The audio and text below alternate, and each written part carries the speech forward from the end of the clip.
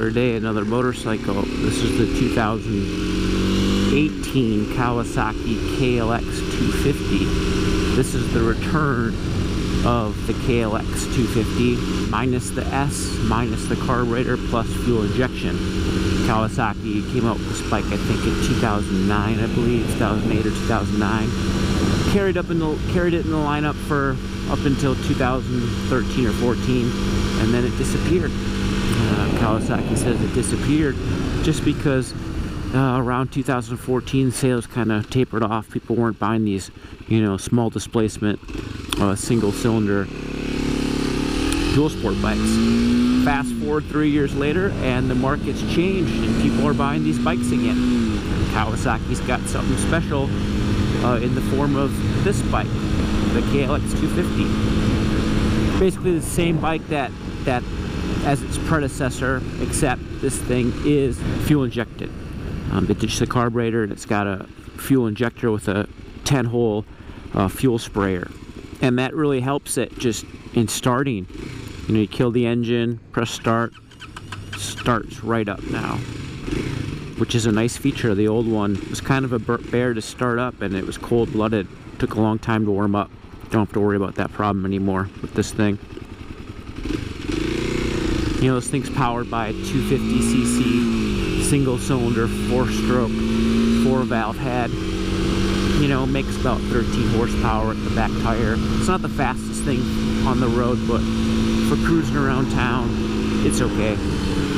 You know, you definitely doing any freeway riding on this thing is a little bit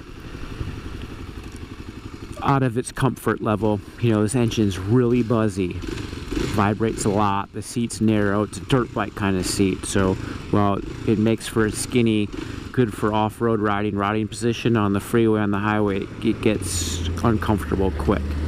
So if you're going to be hitting lots of miles, this bike's not going to be for you. But if you're running around town or looking for something you can go on a little bit of off-roading on the dirt, and you don't want to have to trailer it, you can just ride it right out of the garage because it's got a license plate and a headlight and turn signals. This bike's going to work real good for you.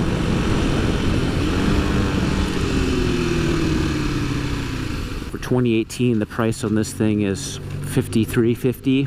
If you want this cool, fancy Matrix Camo Edition, it's $55.50. I think when this bike came out, it was right around $5 grand, $5,100. So it's gone up a couple $100.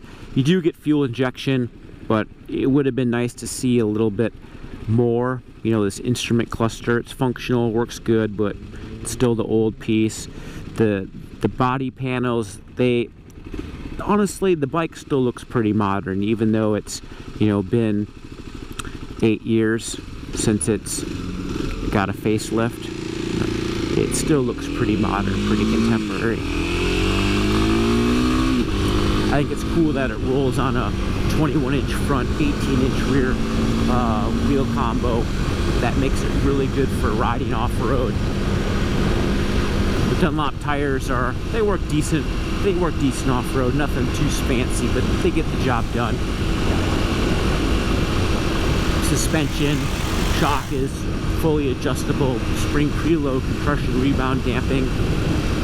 Fork, just compression. It's an older style cartridge like fork, older style for sure, but it's cool that it's got a little bit of damping adjustment for $5,500. It's cool that you can tweak the subtleness of the suspension. And you know, I dialed in a lot of compression and rebound just because I'm a bigger boy now, and it helped when I was riding off-road to slip the chassis, be a little bit less bouncy, had a little bit more control, especially when you were, you know, hitting little bumps and obstacles and stuff. You know, the engine on this bike, it's a good engine. It gets the job done, but man, you really gotta wind this thing out. If you're not winding it out, you're not going nowhere. And you know, being that it's built to ride off-road and it's built for adventure, I'd really like to see a little bit more pep down low. You really gotta spool this thing up to get it to go anywhere, which is fun. It's fun when you got that engine singing in second gear. It's definitely a good time, and the bike does pull at a very high RPM, has a lot of over rev, but a little bit more power down low would be a good thing in my opinion. Brakes get the job done. You know, I like how powerful the rear brake was, especially when we were riding downhill off-road. Had a lot of control. You can actually, the brake lever is non-adjustable. Usually on dirt bikes you can move the position of the lever fore or aft. None of this thing is fixed. Clutch's got super easy pull. Transmission shifts gears fairly well. I don't know if it was the smallish foot pegs, but you know, occasionally when I was riding, I'd, you know, stomp down on the gear shift lever just because it's so close to the foot peg.